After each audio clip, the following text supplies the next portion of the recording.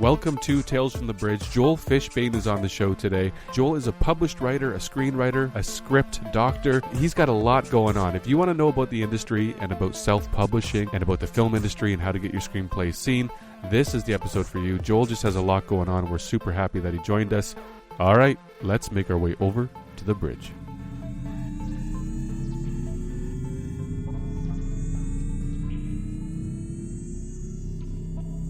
Joining us today, we have Joel Fishbane. He is an award-winning author of fiction, nonfiction, theater, and film. He has an MFA in creative writing from the University of British Columbia. His novel, The Thunder of Giants, is published by St. Martin's Press. While he's had more than 50 works of short fiction and nonfiction published, he has worked extensively as an actor, theater producer, while his plays and screenplays have been honored in numerous competitions, including the BBC International Radio Playwriting Contest and the Friday Newman Political Playwriting Contest and the Toronto Fringe New Play Contest.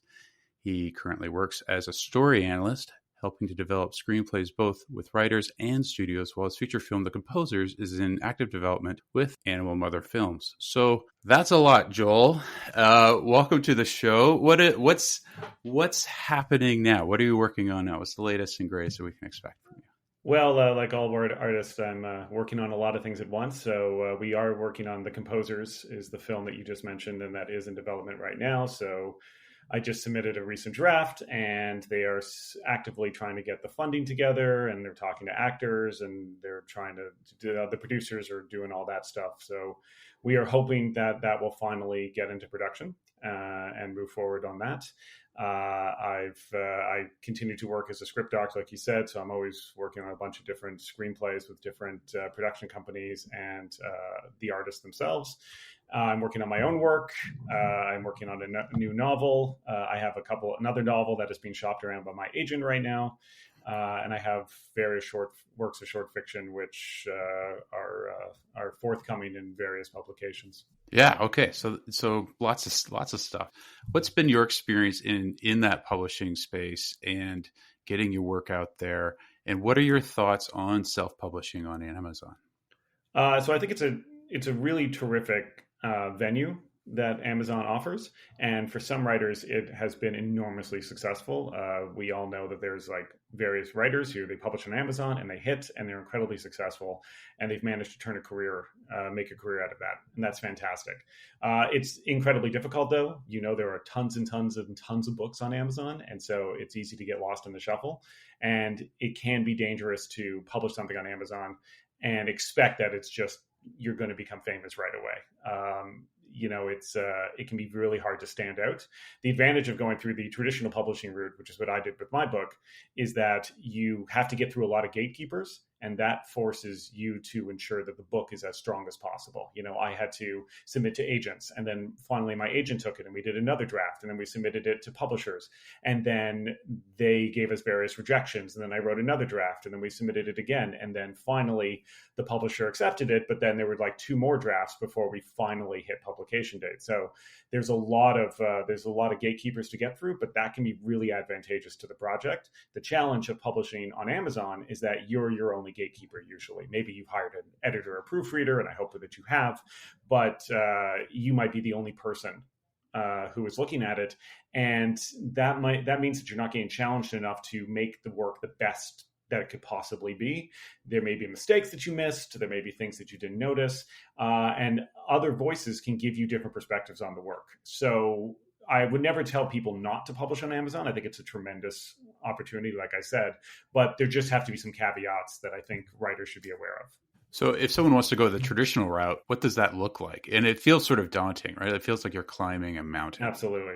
Yeah. It can be very demoralizing. You have to have a strong stomach for it, and you have to be ready for a lot of rejection letters. Essentially what it is that once you have a draft of your novel, which you are ready to go with, you usually have to find an agent, because most publishers will not look at an unsolicited manuscript unless you have an agent. This is different when it comes to sci-fi and fantasy books. Some publishers like Baen Books, and I think Tor used to do it, and a few other the big sci-fi fantasy houses, they would accept unsolicited manuscripts from any author, and you didn't need to have an agent. However, it's become different, and most publishers will insist on you submitting through an agent, and that means you have to submit your book to an agent first.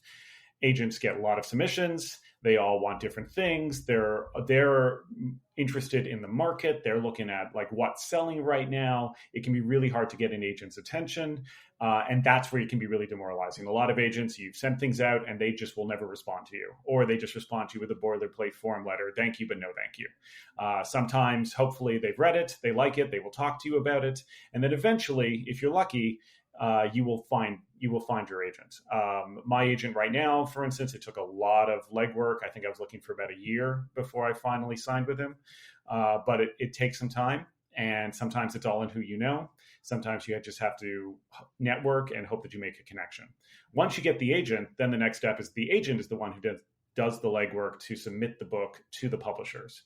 And that, again, can be incredibly daunting because the publishers are also, they are looking at the market, and they obviously want to publish a good book, but they're also looking at the bigger picture. They're looking at how can we market this book? How can we sell this book? What is the how is this book going to appeal to the demographic we're trying to hit? So they're thinking of a lot of other things. And of course, they want it to be a good book too, but there's just a lot more things going on. So sometimes they will say no to you, but it's got nothing to do with the book. It's just because they don't think they can sell the book. And sometimes they are saying no to you because the book just isn't ready, or it's a sci-fi space opera and they've just published 5 of those and they want to do something different right now. Or, they're looking for more diversity and your book just didn't have the right amount of diversity in it. Like, there's so many reasons that go into the rejection. And so you just have to kind of get a really, really thick skin for it. And you have to sort of be aware that when you start this submission process, it's going to be a long time. When I was shopping around the Thunder of Giants, it took me about 3 years to write the book, and then it took me about 3 more years to sell the book.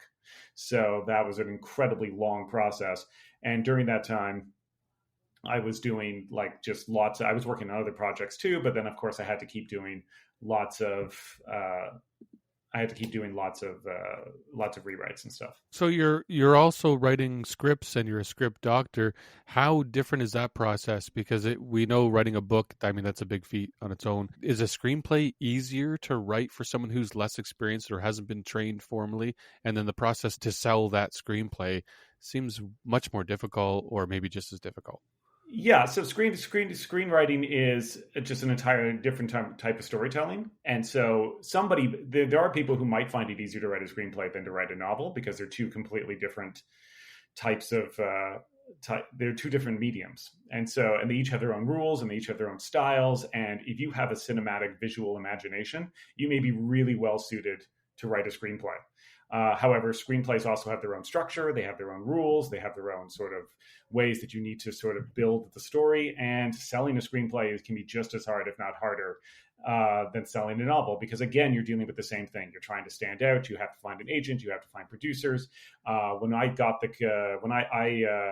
With the composers, we managed to, I got optioned by a producer, but then he brought in other producers, and then everyone starts giving me notes, and then I have to figure out how to do 50 different rewrites that please everybody, and it just it's a much more collaborative process. And that's probably the biggest difference between novel writing and screenwriting. When you're novel writing, you're the only person in the room, and you really just have to please yourself. You get an editor shows up eventually, and they will give you their comments, but at the end of the day, you're the only voice in the room.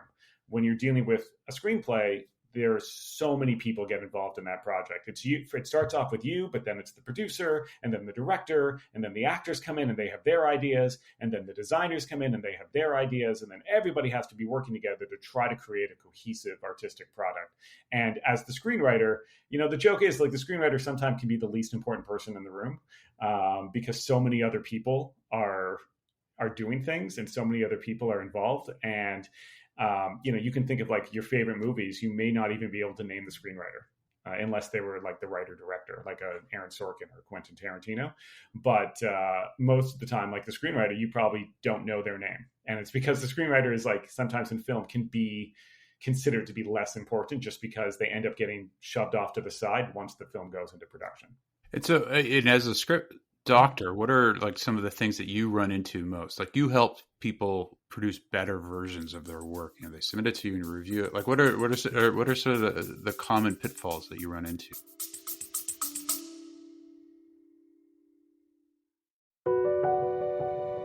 Ever wondered what it takes to make it in the movie business? Peel back the curtain with 4-6 Success Filmmaking. 4-6 Success Filmmaking is where filmmakers share their stories and the secrets. It's beyond competitive out there. There have been movies that it's taken me 10 years to get made. Don't wait to create. Like, you've got to just keep making stuff. Tune in to 4-6 Success Filmmaking for your dose of cinematic realness, direct from the voices that have lived it.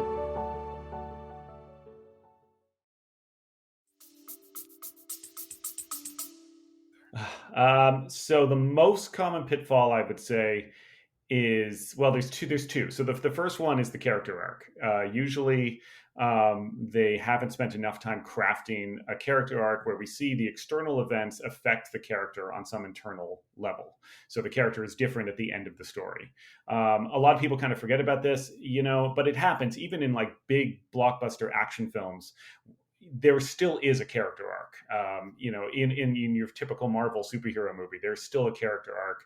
In your Mission Impossible movie, there's still going to be a character arc. It may not be extreme, it may not be Shakespearean, but it is still a character arc. And so I find that a lot of writers are not paying as much attention to that.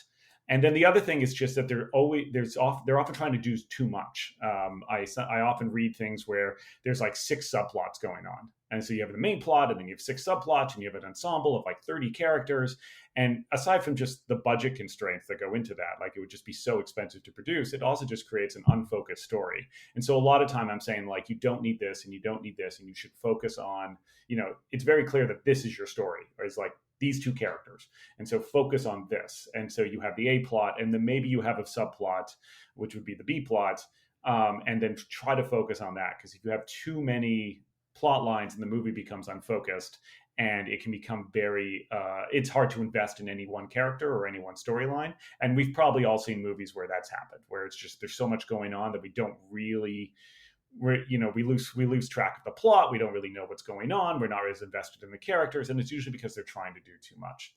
I actually experienced that recently. I watched The Creator. Have you guys checked that one out yet? That science fiction, The Creator? No, not yet. It's full of these beautiful visuals. It's the action is amazing. It looks so good. And but it's telling the same story we've all heard. One of the things that we've heard from other writers that have had their books turned into film is that the producers just chip away at your work, right? They are happy to make the same movie they've made 20 times before. So there must be some sweet spot where you want to give this fresh new idea. Everyone wants to make the next Matrix movie or something like that, but it's very hard to get that through the producers because they don't want to take a risk. Absolutely. Yeah. Is risk? I imagine risk is one of the biggest factors here. Then it's one of the, if not the biggest factor. Everyone likes to play it safe. It's why you get these cookie cutter movies. It's why you get movies where you just kind of like, there's the ongoing joke how every superhero movie ends with the sky beam and like, the CGI army that everybody has to fight at the end, because everyone just kind of does the same thing. And it's like one person takes a risk and it pays off, and then everyone just copies them for the next 20 years. And then we sit around and we wait for the next person to take the risk. But to take the risk means you need a producer who's willing to put up the money and is willing to risk falling flat on their face. The problem is that like the studios get involved and they have their stock, their shareholders and everyone, and they're worried too, and they all want a product that they know is going to make money, or that on paper looks like it's going to make money. And the irony is that most of the time when a movie really becomes successful, it's because it did something different. It's because it's unusual. So you would think that studios would catch on to that and be like, oh, wait a second. But they tend to usually learn the wrong lessons from a movie that is successful. But I mean, it's hard to really get mad at them, because at the end of the day, these are business people, right? And this is kind of the hardest thing about being a screenwriter, is that, you are an artist. And you've sat down and you've written your movie and you've put your blood, sweat, and tears in this movie, and it's like speaks to you, and it's about things in your life, and like whatever it is, it's like something you have worked years and years and years on, and you are very passionate about it. But you're giving it to a studio where they're just a bunch of business people who just want to be like, yeah, but can I sell it?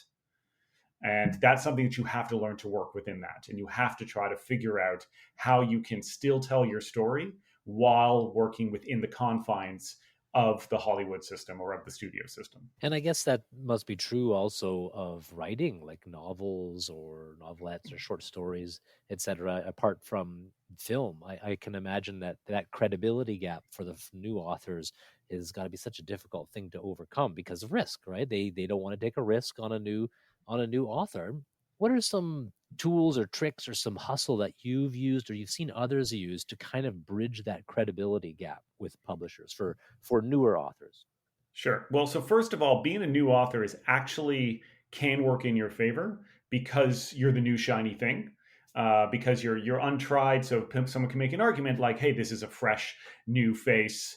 Let's give them a shot. Let's give them a chance." And that can be better than, let's say, you've written 2 books and they both failed at the they didn't make any money, and so now you don't have a good track record, and now the publisher's just like, never mind. So being new, it's worse to have a flop then than it is to. It can be. It can be, absolutely. So I will say that being new is not necessarily a bad thing, because everyone wants to be like, oh, it's their debut book, and we all hear about the debut book that became a New York Times bestseller, and that can be really exciting when that happens. That being said, you obviously need to stand out still, and that can be done through. These days, having a good social media presence can always help you.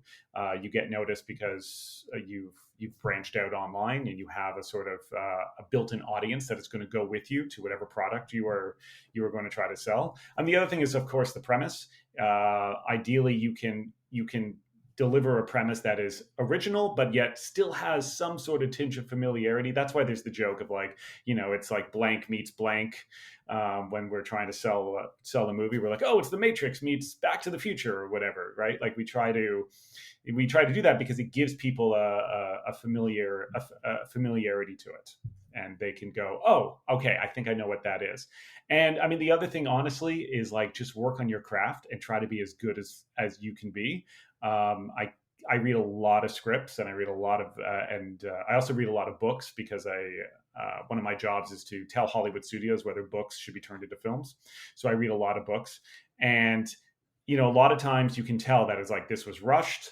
The author, there's easy mistakes in there. Sometimes it's just proofreading mistakes. Sometimes there's just like story mistakes because the author forgot about something. Characters' names change in the middle of it because the author made a mistake. Like you can see these things, and like honestly, when I read something and I can see that this is like the author spent their time and worked on it, that already gives me more confidence in the story I'm about to read, and it makes me more interested in the project. So I'm like, this author is somebody who has worked on their craft and they know what they want to say, and I can see that on the page. And when you're somebody like me who reads a lot of things, and there are lots of people like me, and we're the kind of the first gatekeepers that a lot of people have to get through, working on your craft and just showing that you know how to do your job can already get you through the door. It's got to be polished and good. That's really, absolutely. And I always say that, we're all like, oh, formatting is so stupid. And yes, like if it's a good story, I won't care about the formatting. But at the same time, like if I open a script and it's badly formatted, I already am judging the writer. And there are many, many producers who, if they open a script and it's badly formatted, or they open a novel manuscript and it's badly formatted, they'll reject you right away. They won't even read it. So you don't want to give them an excuse to kick you out of the room. So always get your work proofread, get an editor, learn what the proper formatting is, and just get all the technical stuff done. And don't argue with them about it. Just be like, that's how you want it. That's how I'm going to do it. Is there a pipeline for the, or a sort of tried and true method of people writing short stories and then moving into long form? No, it's usually that authors start off writing short stories and then they realize, as I've realized at one point, that you just can't make a lot of money at them. So you move into writing novels. That's really what it is. Short stories are a terrific art form, and they're a great way to experiment with things, and they can be really, really exciting, but they also don't sell. We're a long way from the times when F. Scott Fitzgerald was getting like $25,000 for a short story. I'm lucky if I get $100 for one. So it can be very hard to make any money as a short story writer. So we all end up moving into writing novels because that's where the money is. But at the same time, I love writing short stories, so I still just keep writing them. And there are people who do write short story collections. There's a lot of good sci-fi fantasy short story collections out there. You can do it. It is possible. Usually what happens is that you get a contract, you sell your first book, it's a success. The publisher says they want 2 more books, and maybe you negotiate then that one of those books is going to be a short story collection. I see. We are a sci-fi podcast, and Yes. and you have written a great deal of sci-fi and fantasy. Can you tell us a little bit about your work in this genre, and is there a special set of tools that you use when you're writing a sci-fi? Like, beyond this part maybe putting it in space, and having lasers. So traditionally with sci-fi fantasy stuff, there's usually a really, really strong external plot going on. So when you read like literary fiction, it can just be like a guy just going through his normal day, but it's all internal, and we're dealing with their like emotional life and everything, and it's much more artsy. When you're dealing with sci-fi fantasy stuff, the plot is usually super, super important because it's like the main thing that is bringing people to the story. If it's fantasy, it's because there's usually a lot of like action, adventure, magic going on. If it's sci-fi, there can be action, adventure, but it's also that there's some sort of sci-fi idea that the author wants to explore. What I usually like is I grew up on Star Trek, and so for me it's the idea of like using sci-fi ideas to discuss moral and ethical problems, and what happens as we absorb technology and science into our lives, how that creates new moral conundrums and new problems that we need to address. And then the other thing I like is that I also grew up in the Twilight Zone, so I like just weird stuff that happens. I like when it's just like speculative fiction and something weird happens and a character has to deal with the inexplicable. So I usually like both those things, and when those ideas come to me, that's when I sit down and I go, okay, I'm writing a sci-fi story right now. It can also be interesting when I have an idea and I decide, oh, you know what? If I add a sci-fi element, that can suddenly elevate the characters. So, for instance, the story that's getting published in the magazine of sci-fi and fantasy, it started off, it's essentially about a sex worker's relationship with the couple who hires her. And it started off, it was literary fiction, but I realized that I was running into problems because about the legality of everything.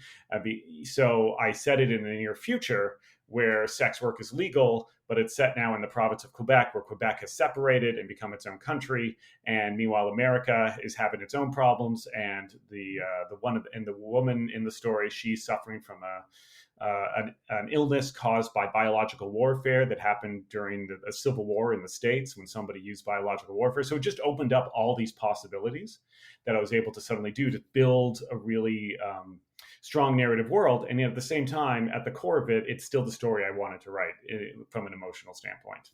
When you talk about how a sci-fi book has this strong plot point, is that what makes it translate more easily into film and TV? Is there absolutely there? Yeah, absolutely. So I mean, film and TV, there's always a strong external plot because it's a visual medium, and so we need to see the people doing things, and so that's why we have these stories where it's like they have to go get the thing and put it in the thing, and they're trying to solve a mystery, or they're fighting with each other, whatever. It's always about like the visual action because it's a visual medium. In a short story or in a novel, it can be very internal, and you can do different things, but that doesn't always translate well to the film sci-fi medium, which is why when you do an adaptation, sometimes the adaptation doesn't work, or sometimes they have to change things in order to make the adaptation work.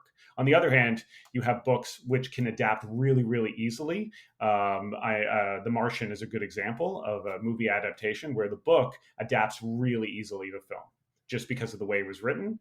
And it's a great book, but it also it was also like really, really ready-made for adaptation. What about the format of writing for science fiction? Is there more opportunity to kind of play with that? And the reason I mention it is, you mentioned The Martian, and we actually just spoke to Andy Weir recently, the author of that. And when he originally wrote that, he wrote it serialized, and he released it in stages, presumably with an exciting ending for each of those ends of the serials.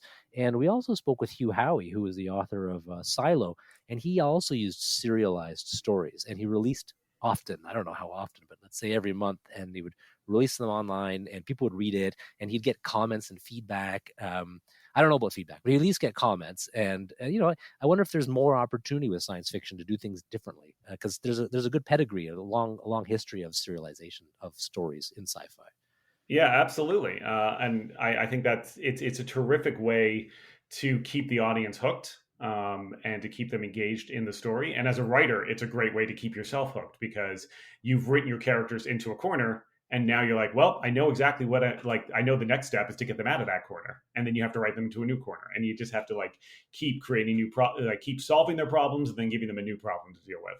And so, yeah, it's definitely a really great way to. It's a really great technique to use as a writer, and it can be really great technique to use if you're crafting a screenplay, because again, it's sort of like each scene needs to do that. Each scene needs to end. In a really good movie, each scene will end with some sort of twist or question or problem or new thing which raises the stakes or gives a new twist or keeps us engaged. There's nothing worse than a scene where it just kind of ends and you're like, that scene didn't do anything. It didn't contribute to the narrative. It didn't add to the story. So ideally, each scene ends with some sort of mini cliffhanger, some sort of mini twist, which keeps you engaged, which keeps you wanting to see what happens next. You mentioned Star Trek a little while back there. Have you written any episodes of Star Trek? Is it because I know that they've opened up the floodgates to kind of, if you have one, send it in. I have not. I'm actually really bad at fan fiction or like writing in other people, playing in other people's playgrounds, so to speak. I've always wanted to, but I've never. I'm always happy to watch it, and I'm never ever like, I've got a great Star Trek idea. It never happens. So no, I've never done it. I was just going to pick up on that and ask you what you thought about Strange New Worlds, Star Trek Strange New Worlds. I really, really like the show. Full disclosure, the guy who plays George Kirk is a friend of mine, and I actually introduced him to his wife, and I officiated his wedding. Oh, so I'm friends with him. So I always think there needs to be more George Kirk in the show. That's a completely biased opinion, but I actually really like Dan Jeannotte. Dan Jeannotte, yeah. Cool. I actually really like Strange New Worlds. I like that they've gone back to, in the first season, they went back to kind of the episodic format, which was really nice. They still have their ongoing story arcs too, but it's very nice that like each episode is kind of like its own adventure. And I really like that, and I really like the cast, and I think that they're doing a really good job with the show overall. Me too. But I do understand that you have strong opinions on the musical episode. I do. Just to give you some background. So I also study as an actor. I went to musical theater school. I studied musical theater extensively. So I know musicals like inside and out. So I have very strong opinions about musicals and when the musical form is used. So I did not like Subspace Rhapsody at all. My basic problem with it, I love the idea and I love the fact that they did it, and the fact that that's like the thing about Strange New Worlds, which is so exciting, that they're trying things and they're playing around. The episode that was a crossover with Lower Decks was one of the best episodes. I love that episode. It was so much fun, and it was an example of them really just having fun with the Star Trek universe in a really inventive way. And the story was great and the comedy was great, and it all just kind of clicked. With Subspace Rhapsody, I liked the fact that it was an experiment. It just didn't really work for me. And I don't know if you want me to like really go into why, but oh man, is it because the songs weren't good, the voices weren't good? So it's really just about, one of the basic principles of musical theater is that content has to dictate form. So the songs have to reflect the characters singing them. And that was not happening in the show. So you have number one and Kirk sing this funny little duet, but that has nothing to do with their characters. Their characters barely interacted at all in the series. So why would they have this comical musical theater duet in it? You have the Klingons suddenly singing as a Korean boy band, but they're Klingons, so they should be singing Klingon opera. Right? Like there's so many little things where it's just like their musical style does not reflect the character. And just to give you a contrast, the Buffy the Vampire Slayer musical episode, is a very classic, of course, musical episode. And in that, Spike the vampire it was built as a 1970s kind of rocker character, and so the song he sings reflects that. It's a 70s kind of rock song, and when that happens, the songs become part of the character, and it makes sense that the character is singing in this kind of musical style. So that was the thing that bothered me. And then the other thing was just that it was based around 3 love stories that I didn't care about. Like the plot lines were just sort of silly. You had like the Leanne and Kirk storyline, which was just silly because they had a relationship in an alternate timeline. And she feels compelled to tell him about it, but it makes no sense, because why would she need to tell him about it when he already likes her and all she has to do is say, like, yeah, let's go for drinks. Like, he's already into her. So she just has to say, sure, let's go for drinks. And then maybe if they hit it off, she can tell him later. And then Chapel is like, breaks up with Spock, but that relationship only started 2 episodes ago. So we've had no time to get invested in them. And also, she's just going away on a fellowship for 3 months. Why would they need to break up? Like, we're in a spatial universe where people can just talk to each other all the time. It makes no sense why they would need to break up during that period. So that just kind of annoyed me. And then the Captain Pike and his girlfriend storyline was fine, except that it was the C plot, and it was just a comic side plot. And then the last problem I had is that the song that they play at the beginning, which he sends into the quantum singularity, is Anything Goes by Cole Porter, which is from a 1930s musical. But the 1930s musicals were different than the musicals that came after, where songs were propelling the plot. So in the 1930s, musicals were just a bunch of songs that were written before the show was even written. And they were just songs that were plugged in. So sending out Anything Goes would theoretically turn everybody into a 1930s musical where they just sang random songs, rather than a modern musical where the songs are integrated into story and character. They really need to have somebody who is multidisciplinary, knew musical theater, was a script doctor, and was an author, an actor. Yeah, it's like they Cut really out for need. you. If only we knew somebody like that. Yeah, right? exactly. Well, I disliked that episode, but that's because I don't really like musical theater. I felt like I was held hostage by it because I wanted to know what the plot line was going to be, and in order to see it, I had to sit through all these bloody songs and just to find out what was going to happen. It felt it was a test of my loyalty to Star Trek. That is another great way to look at it, is where they're really just like, if you want to be a Trekkie, then you got to put up with everything, and that includes this. I wonder if, in a way, a lot of other authors who wouldn't label themselves as science fiction see science fiction as something like that. Too goofy, doesn't take itself seriously. We've talked about this a couple times on the show. Authors like Margaret Atwood or Neil Stephenson, who pretty much are science fiction, but they would dispute that title. And maybe I'm going a bit too serious here, but do people stay away from the science fiction label, Joel, and say, nope, I don't know, because you're going to think I'm a goofy musical. Like, I'm not trying to have fun here. I'm trying to write a serious book.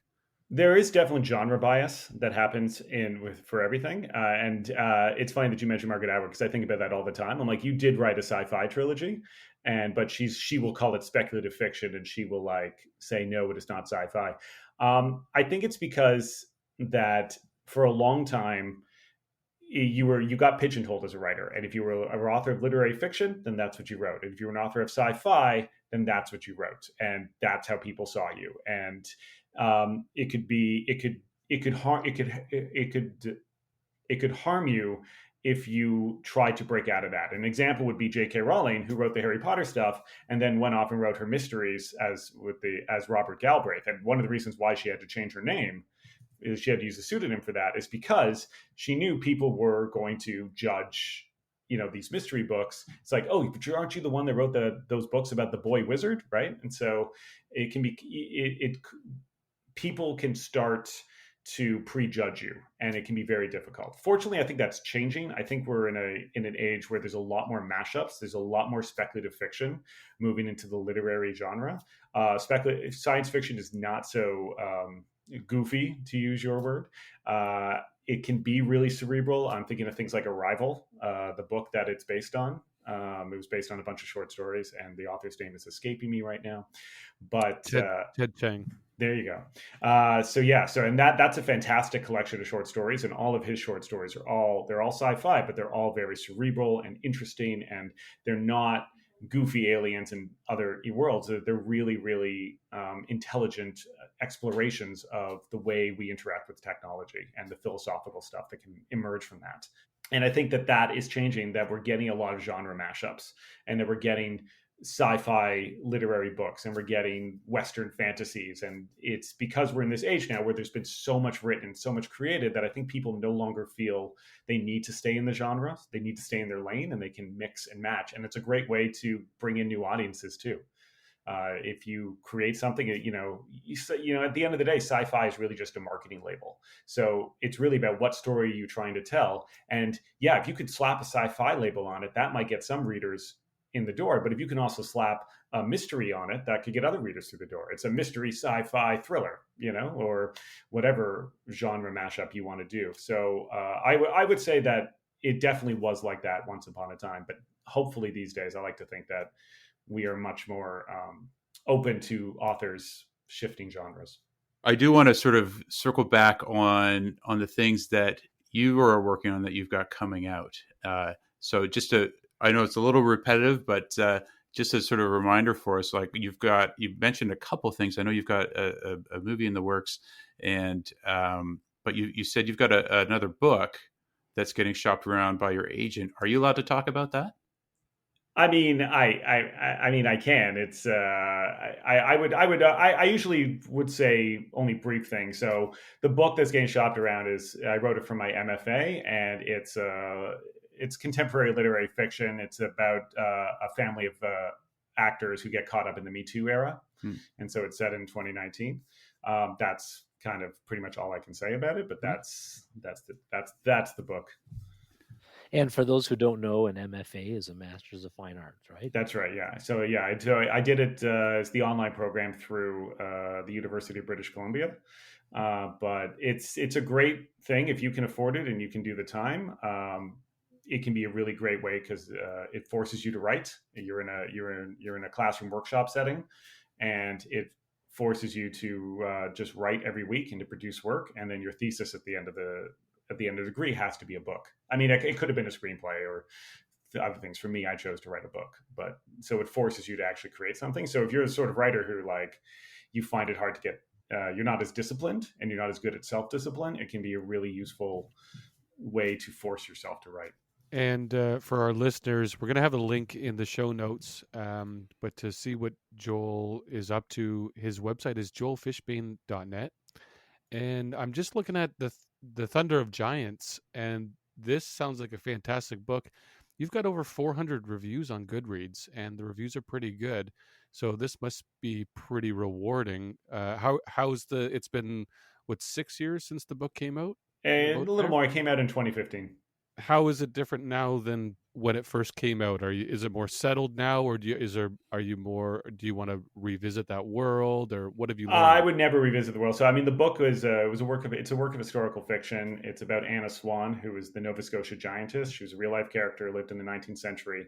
She was over 7 feet tall, and she married another man who was also 7 feet tall, and they toured the world. And she was part of P.T. Barnum's circus of unique individuals. And then that story is told in parallel with the story of a 7 foot tall woman who was hired to play Anna Swan in the movie based on her life. And those stories sort of are juxtaposed with one another. Well, Joel, I want to thank you for taking time today to join us. I really do appreciate it. And it's been an education and a lot of fun. Awesome, Joel. Really, thank you very much, man. No problem.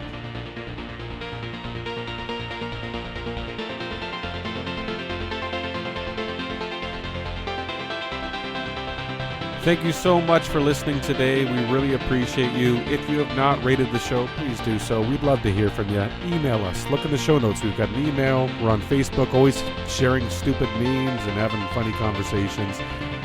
Instagram, X, Twitter. We got a few things. Reach out. Let us know what you think of the show. Let us know any books that you've read that we should be reading. We'd love to hear from you. We appreciate you so much. Until next time.